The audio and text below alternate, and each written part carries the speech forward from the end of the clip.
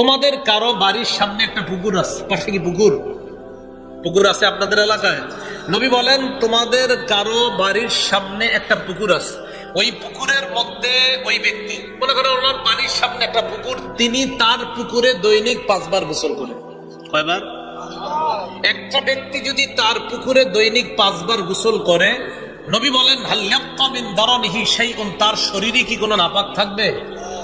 নবী বলেন ফাযালিকা মিসলুস সালাওয়াতিল খামসি ইয়ামহুল্লাহু বিহিন্নাল খাতায়া, যেমনি ভাবে 5 বার গোসল করলে তার শরীরের মধ্যে কোনো ময়লা থাকে না, 5 ওয়াক্ত নামাজ যদি কোনো বান্দা আদায় করে, আল্লাহ পাক রব্বুল আলামিন তার এই গুনাহ নামক ময়লাগুলো দূর করে দেয়।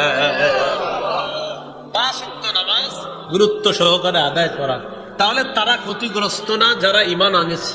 ঈমান আনার সাথে সাথে নেক আমল করছে। নেক আমলের মধ্যে শ্রেষ্ঠ নেক আমল ঈমান আনার পরপরই ফরজ ইবাদত নামাজ, এই নামাজের প্রতি গুরুত্ব দেওয়া। আল্লাহ তৌফিক দান করেন। আমিন আমিন।